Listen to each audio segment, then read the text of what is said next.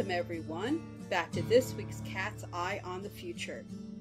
This week, I thought I would take a break from the interview shows and go back and look at the predictions for 2014 that I made with the cards and runes back this January. And then I'm going to take a second look with a new reading that's going to be specifically for the second half of 2014. Starting when this show is being recorded, which is around the middle of July. It's like around July 23rd. So we're going to miss the first half of July, which had a lot of really strong events in them, which I suspect are going to influence the second reading. You know, in my experience, the longer a period of time the cards are trying to cover, the more likely it is that some human decision or event is likely to swing things off in a potential new direction. That's not because the cards and runes are wrong. It's because I believe that people can make decisions, and the decisions people make may influence the future. So when a reading has gone on for as long as a year, you know, into the future, or 5 years or 10 years, an occasional check-in is a good idea. So next January, I'm hoping to do a show where I'm going to review both of these readings, and then there's probably going to be another show, or possibly one long show, I haven't decided yet, where Lynn and I get together and look over predictions we made together, or that she made, and just sort of review. But for this particular show here in July 2014, I'm going to start by doing a flashback and a summary of the cards we pulled in January, and then we can move forward to the second reading. Okay. First off, a quick review of the 2014 cards. The all-over card was the scales. It just jumped out of the deck. Sometimes cards do that. You'll be shuffling, and it just went leap. And to me, that really said that even more than the usual primary card, this was the important card for the year. And the scales in my sidecar deck are kind of their judgment.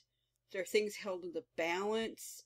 It's like karma, legal issues. It's basically a scale with things being decided, and they haven't quite been decided yet because there's a tree with apples falling, and we don't quite know whether that last apple is going to swing things over or not. So it's a time of decision, but also indecision.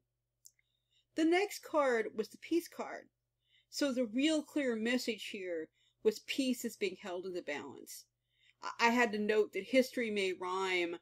It doesn't always repeat, but it does rhyme, and huge international conflict going full-blown was unlikely during this period, but again, the seeds may be planted for one. Basically, the scale is trying to balance one way or the other. It hasn't been decided. Then we had the union card, which, really brought things like unions to the fore. In addition to things like labor unions or the lovers card, people getting together as it would be really in a private reading, this card in international current event readings tends to be things like countries with or organizations with union in their name. For example, the EU, the United States, former Union of Soviet Social Republics. And it can also be about alliances and allegiances in general that either start to form or have some issues. So we definitely have that as the fourth card. And then we have the birth card, which means these things are starting. A new situation is being born, since I was reading internationally, probably in current events or on the international scene. I actually said back in January, and this is a quote, "There may be great issues of peace and union going on this year, with a lot of tension in both directions, with pressures both to increase the unifications on the one hand, and other strong energies working to push established unions apart." Okay, so we got that. Now we move on to the Kitty Tarot cards, which we had the Wheel of Kitty Fortune, which again is cycles, karma, fate, historical cycles. It's a wheel with some barn cats on it, and it's a wagon wheel on this deck, but it's just basically that cycle that continues.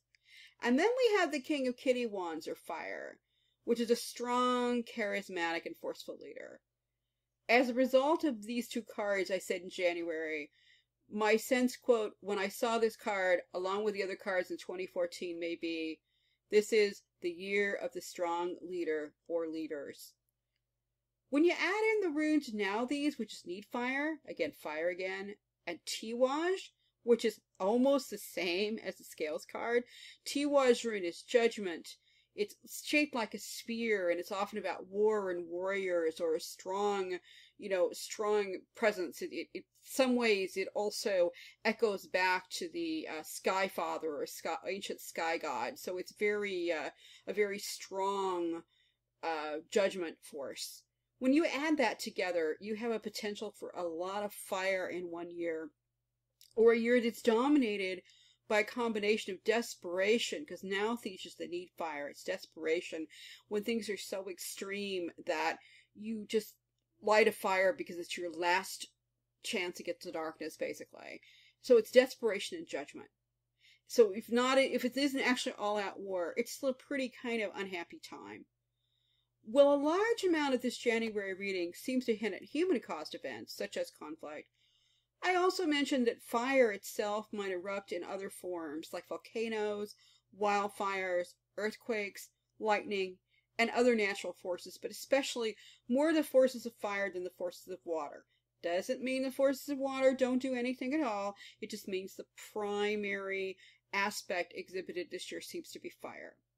My husband did point out, when he looked at the cards, that his take on some of this was, if there was ever a year for military takeovers, political coups, and generally strong men or strong women in general, like dictators, this was the year, at least according to the cards. That was what his take was. And I summed up the major points for 2014 as the following. So this was kind of at the very end of things. I did this little, this little set of sort of little one-sentence things that, again, we're still in 2014, so this is still ongoing, but this was what I saw in January. First off, this is the year of judgment, changes, cycles, and karma. It's also the year of the fire elemental, especially in terms of natural disasters or in the influences of fire. This is the year of the strong man or the strong individual in politics or leadership. And finally, this is the year of great desperation that may bring about political changes. So that's kind of a summary. So you can see that so far the year seems to be sailing right along with these predictions. And it's a somewhat explosive track. And so I thought it might be a good idea to pause and see specifically what the cards are doing for the next 6 months at this point, which is kind of what I'm doing. You have been listening to part 1 of Cat's Eye on the Future. We'll return to the show right after these short messages.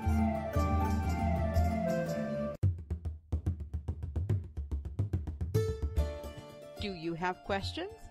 The cards have answers. If you would like a personal reading with Melody, just go to my website, melodipsychicreadings.com. That's Melody with an I, psychicreadings.com.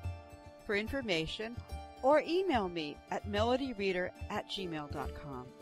Readings are available using Skype, phone, email, or even in person if you are lucky to live in Ireland.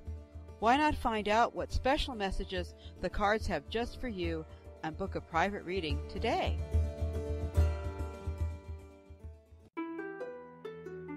We now return to part 2 of Cat's Eye on the Future.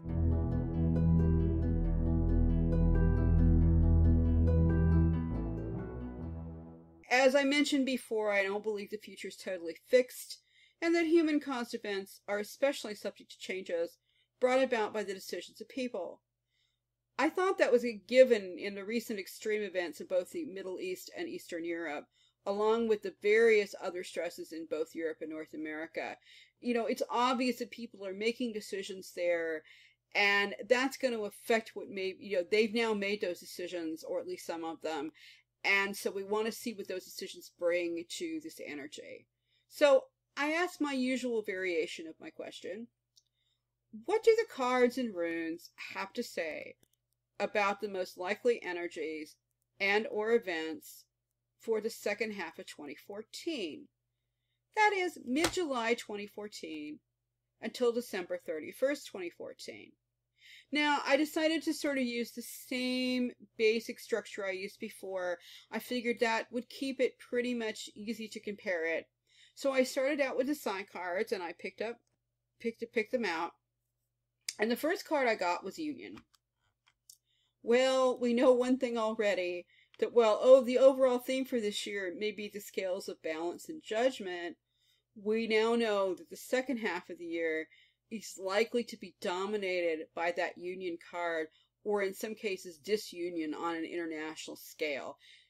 It was the fourth card in the overall reading for the year, and now it's jumped to first place, making it the most likely major issue for the next 6 months. As always, when this card shows up, as I explained before, we're dealing with groups of individuals, tribes, nations. Basically, it's contracted groupings of people who enter into something together. In a relationship reading, as I mentioned, this is the Lover's card, so it can be romantic love, two beautiful streams coming together to make, a perfect being. But in an international reading, it tends to be more about allied groups or nations or states, even corporations with union in their name, like Union Carbide, these, or labor unions can play a part here. But I'm particularly thinking in this particular case, we want to look at like nations like the United States of America or the Russian Union or the European Union, but also just the concept of unification versus disunification when it comes to groups of people. Now, this would also be the card you would expect if there were a number of conflicts going on that were about, say, civil wars, partitions, or the general reorganization of populations that's kind of disruptive. It disrupts old union and alliances, but it may combine, to form new unions and alliances. It's not necessarily all bad either, but it just shows that this is a major, major theme. I think we are seeing it played out all over the world at this point. Everything from kind of, not exactly silly, but moves in California by a billionaire that are unlikely to actually happen, at least this year, along the lines of wanting to break up California into 6 states now. As a native Californian, I have to say, a lot of people think that California should be broken up into maybe 1 or 2 states, maybe 3, and there's been a long time move with the state of Jefferson. But this new, 6 different states, and he's putting a lot of money into it. That's kind of, part of this energy. I don't know that it will go very far. We'll just have to see. But the fact that it's come up recently plays right into this. We also have things like the armies of ISIS or ISIL in the Middle East, galloping across Iraq and possibly parts of Syria. They want a reunion. They want to create again what they remember or they think of as the Great Caliphate, which was an Islamic union of various states in that part of the Middle East during the European Middle Ages. It's been a long time since that caliphate existed, so whether they can do it remains to be seen or not. But also, what they are doing is they're instigating or exacerbating an already disunion, a dissolving that was happening in Iraq into several parts. So again, it's not just all one thing, it's both union and disunion at the same time. In fact, there are so many places in the world where this energy is playing out. I mean, from Israel and Gaza, which are like, bombing each other right now, to parts of Africa where, nations are trying to break apart or bits of nations are fighting. That's almost always going on there, though, so that isn't specifically to this year, but again, it will just be highlighted. I think naming them would take the entire show, so we're not going to go there. But the point is, this card, that while individual situations may take the main stage on any given day, I mean, like, ISIL or ISIS may come up one day, and the European Union may come up another day, and the situation in the Ukraine and Russia may come up another day. Over the next 6 months, the energy of this union, disunion, will be a primary focus in the sphere of human and international events. This would also, on the personal level, be a year in which you'll probably see a lot of people either coming together in contractual relationships, including marriage, or if it's a point in time when things are kind of stressful, this is also the time when you might see such unions break apart. And again, this can be anything from, employee, employer, marriage partners, business partners. There's both a profound energy towards getting together, but also towards splitting apart. So any decisions you make in those areas should be very carefully thought out and done with your rational mind and with serious thinking rather than just reacting. Make sure you're not just reacting to the energy, that this is something you really want to achieve. Okay, but other cards we have are the body card. This is the one everybody but my husband, the med student, tends to call the creepy card. This is the one that looks like an old medical text illustration. The card means healthy human body for the most part. And I think that the card has two primary readings here. One is that all those union issues are simply going to affect the personal health and well-being of many people. And we're already seeing that. You have hospitals under fire in the Middle East. You have passenger planes falling out of the sky. We know these conflicts are playing havoc with human lives in all sorts of ways. You have water being stopped. You have harvest not being plowed, or I think together in the Ukraine it's now too late to even have a harvest. In Gaza there's water being cut off. I mean, this kind of thing, it just affects human health. War and conflict and stress always does.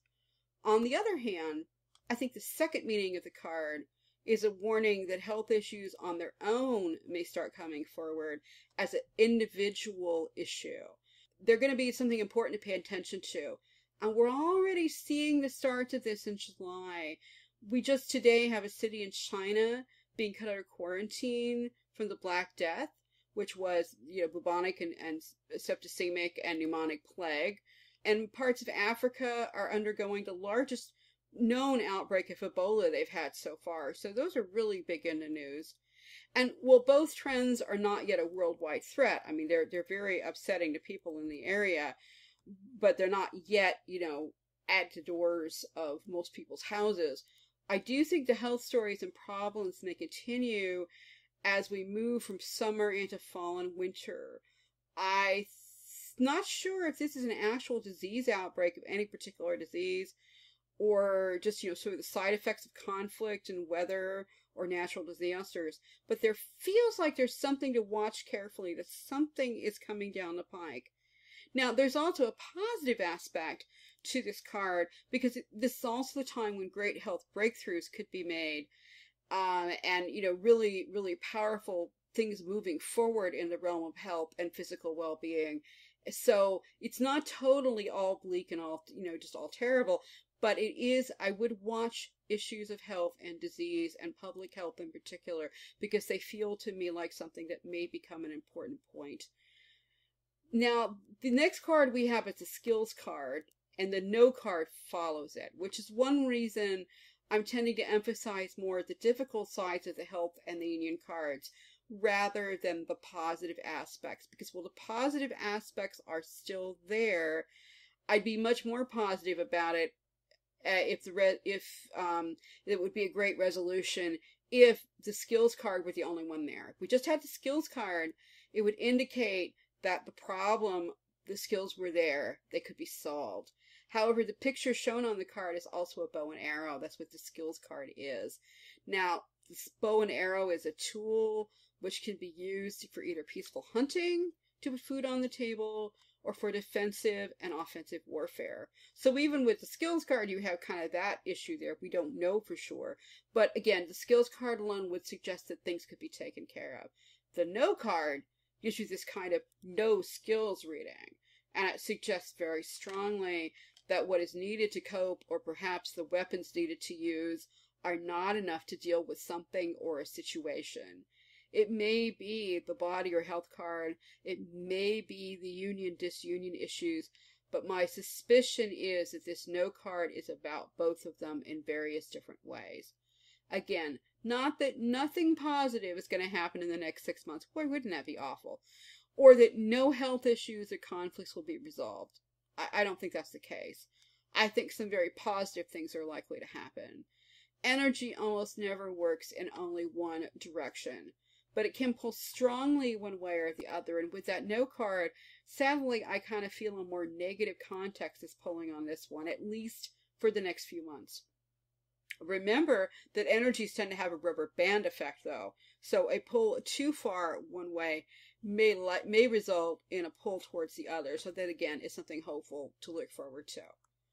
On a previous show with Lynn, the Psychic Focus Lady, I specifically saw that the Isa, or the ice rune, and we were looking at the Ukraine situation this winter, and having the Isa rune would mean something frozen, would be stagnation, unable to move forward.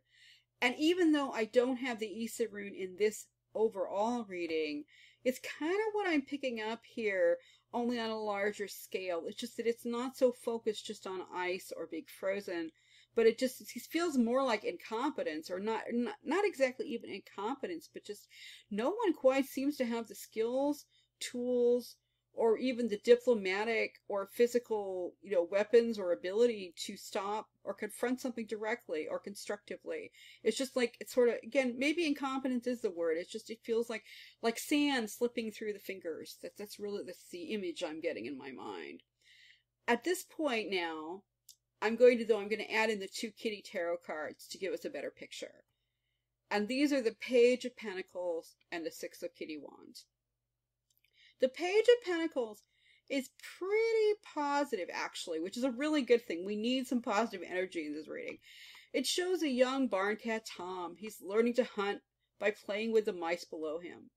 He's a potential predator or a potential hard worker, but he isn't quite there yet. And he knows he needs to practice to get to his goal. Meanwhile, the mice are kind of happy to play around him. The cat's not exactly away, but the cat is not fully grown into his future powers. So they know that in the future he may be a great danger to them, but right now he just could simply be ignored. Now, in some ways they ignore him to their peril, because sooner or later that paw is going to swipe in the right direction and they're going to get it. But for right now, the card is all about the rewards of hard work, practicing, being trustworthy, and basically practicality, working towards a goal that you haven't gotten to yet. That's this card. Now, the 6 of Kitty Wands, it's a bit more edgy. Here you have a proud young tomcat who is slightly older than the page on the page card. And this cat's orange. Here we have Mr. Orange Tabby striding into a room, pride all over his face, and standing out from his siblings. He's going, "Look at me. I'm just so wonderful." At least one of his siblings does not seem to look too pleased by this display, and is kind of looking at him like, "Say what?" However, Mr. Orange is a potential alpha leader, and he knows it. He's not there yet, but he's got the potential. His element is fire again. He's orange. And his pride is strong, and at this point in his life, humility is almost non-existent. He's very young. This card suggests someone who has a great potential, or is potentially going to have a great accomplishment, but someone who, rather than inspiring, say, competence or honesty, may establish envy in others. Someone who, when this card shows up in a reading, may be accomplishing great deeds, but they don't know how to combine it with respect and humility. In other words, they do something really, really fantastic, but they also, I did this, I'm important. And, there's a way in which sometimes that helps you be a good, strong leader, but if you take it too far, it can sort of begin, the Greeks had this thing about hubris, or whom the gods wish to destroy, they first make mad. And that's kind of the feeling I'm getting from this card. I can't help seeing the Page of Pentacles card being in some way that somebody, some leader, some nation, some organization, it's hard to tell, it's very fuzzy, but it's like they're learning, they're almost playing with diplomacy and war at this point. Well, the 6 of Wands cat, or the 6 of Wands leader, is once again echoing the year of the strong leader. I mean, they're already stepping into the breach, and they're even sort of making the more slower, methodical, tentative steps this other energy is taking. They sort of like try to tromp all over it. Even though this card feels an awful lot like Vladimir Putin, and it reminds me somewhat of him, I think it is partly him. It's that not yet full grown or come to full power that makes me wonder if this is also going to be reflected in somebody else. I think that there is probably more than one leaders, and I've seen that from the beginning of the year. But I think that in both cases, or it could be that someone like Putin is finally going to overstep his bounds, or that someone else, he or she may do so. But it's this, again, it's this almost, beware Caesar type of energy. But in the short term, whoever this person or persons is or are, they're going to be very successful. I think we're going to see some individuals, nations, and unions that once they get through practicing their moves and get steady on their feet, may prove to be the Page of Pentacles. I mean, I think we're going to see some surprisingly competent things start to show up, even if at first they appear to be very fumbling, little or no skills. But during the next 6 months, the mice may continue to play around with them. But again, they shouldn't be totally discounted, but the mice shouldn't discount them, because these, I'm not getting how much they're people or an organization or exactly what they are, but there's these energies that are driving towards a slower, practical approach that might actually, begin to solve some things. But meanwhile, the proud and the strong need to be more cautious and wary of them, because I think they are. It's like they're the mice, they're ignoring them. And if they wish to hold on to what they have, they need to pay attention to these other people. Maybe it's a good thing that they're not paying attention to them. But basically, what looks like incompetent now may not actually turn out to be so incompetent later. That's basically what I'm getting. I'm getting the image of a board game being set up, and the players are just starting to finalize where the pieces are going. They're not quite there yet. Some of them are very cautious, and that would be the Page of Pentacles, and others are just jumping right in, which is more the Six of Wands. But nothing is totally set yet. And I don't think it's going to be totally set by the year's end either. There's still like this feeling of fluidity. Not quite there, but getting there. Now, finally, we come to the runes. We have Elhaj, which is elk, or it would be a moose in North America, and Iwaj, which is the rune for horses. Both elks and horses are powerful animals that have a long history of usefulness and associations with mankind, even though one is a wild animal, and the other is a domesticated animal that lives and works with us. One thing they both have in common, both elk and horses, is that they are herd animals. They both have a tendency to bolt or stampede together under the right circumstances. In the case of elk and horses, once such a stampede starts, there's really no human way of stopping it. Oh, I suppose modernly you could drop an atomic bomb on it, but in natural terms, monkeys with sticks and spears are not stopping us. The only thing they can do is they can direct it to a degree, but with fire. Again, here we're back to fire again. They can direct it off a cliff or simply out of the way if they have fires and torches. Otherwise, when the animals are ready, the stampede will either just stop, or they'll run over something themselves, or they'll run into something that stops them. But basically, without the element of fire, they pretty much just keep going until they're ready to quit. Now, ancient man knew these tendencies very well, and he used that fire, again, to drive the animals over cliffs and barriers in order to hunt and eat them. This image, along with the torches of fire, is coming very strongly to me, as you could tell at the moment. And again, it feels like people may be driving events past the point where they can be kept under control once they start on that roller coaster. In other words, once you take that fire and you start directing the herd over the cliff, at some point that is where they're going. The karmic wheel of fate or cycles that we saw in January indicates the events could possibly just cascade until they just start rolling. And again, they could run out of steam. It's a wheel. So things might, be okay anyway. That may be how they run. They could run into a brick wall, which would stop them dead and on their tracks, but it would not be without pain. Or events could just keep running until they run right off the cliff. And at that point, it isn't certain which of the three is likely to occur. We can't tell. We don't know.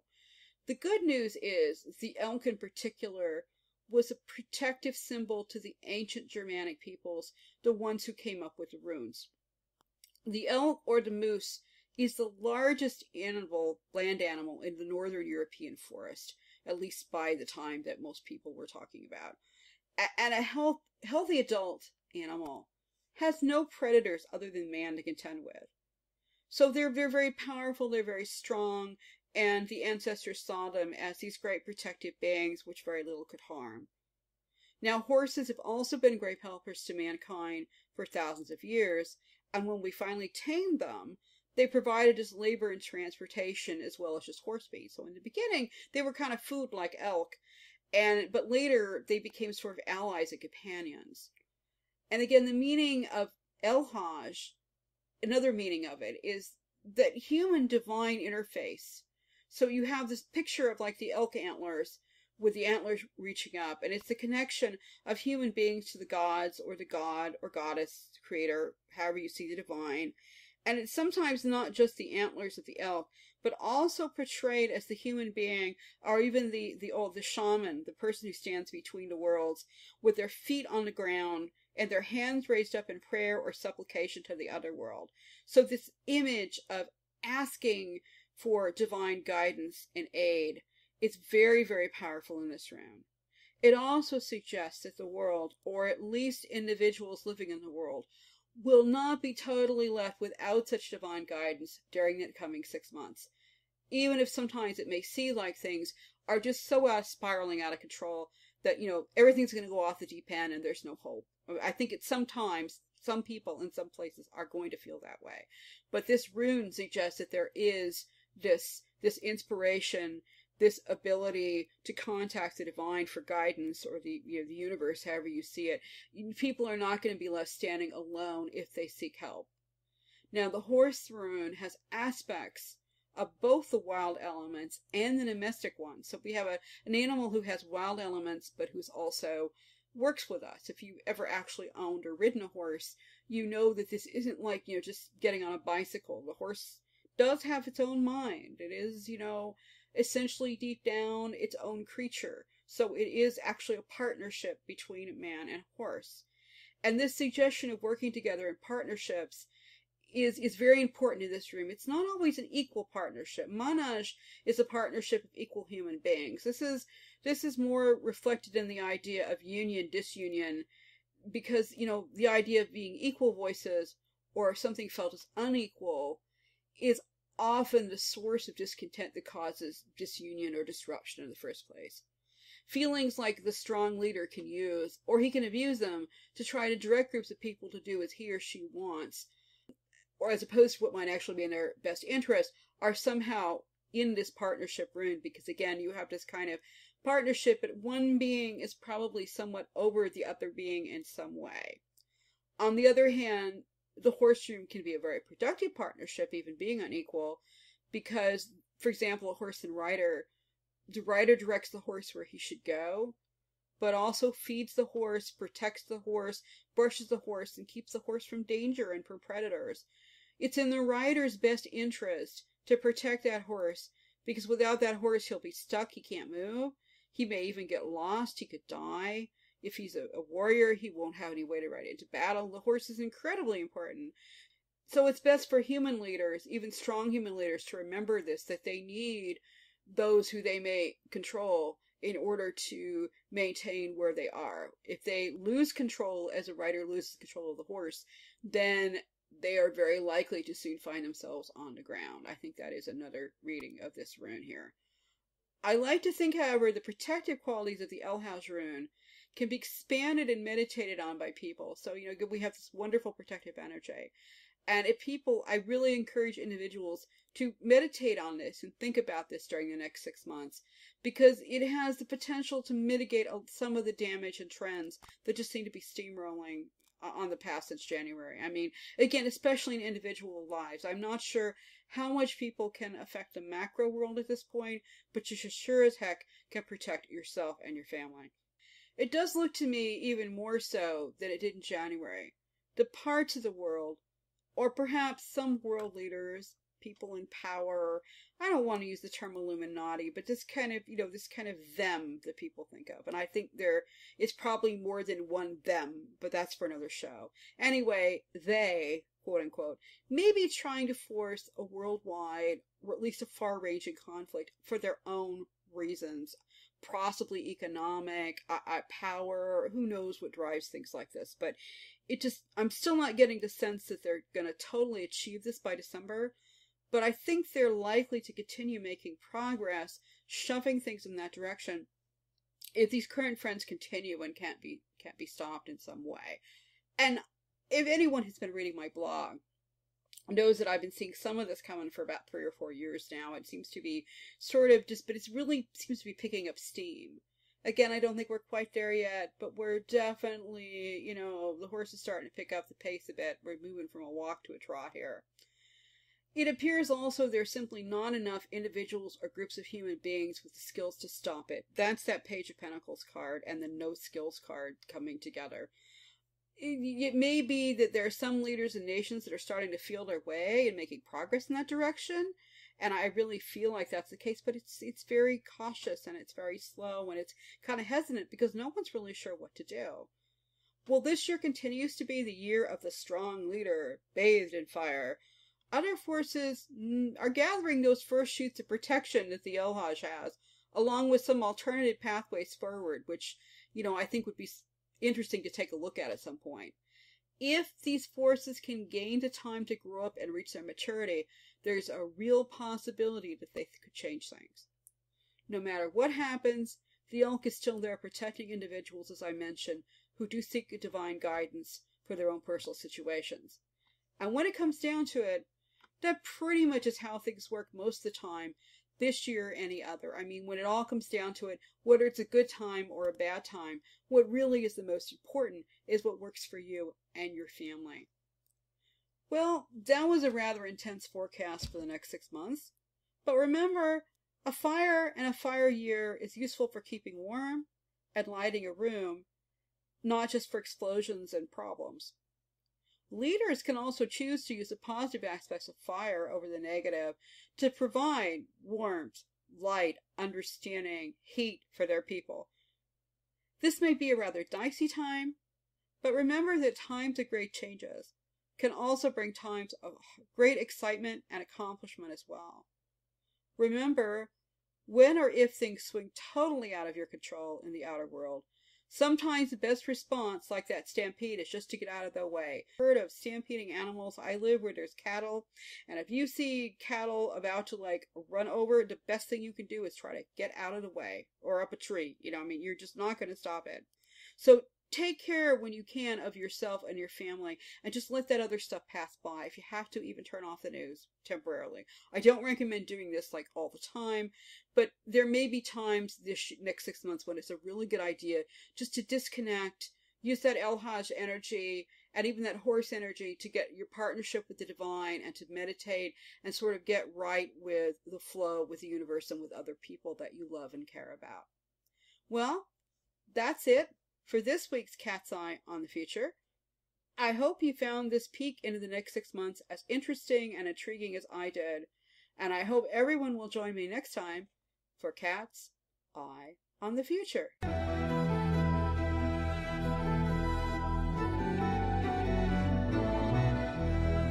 You have been listening to Cat's Eye on the Future, the show where we take a look at what's coming up in your world and your future. Join us again next time for another episode of Cat's Eye on the Future.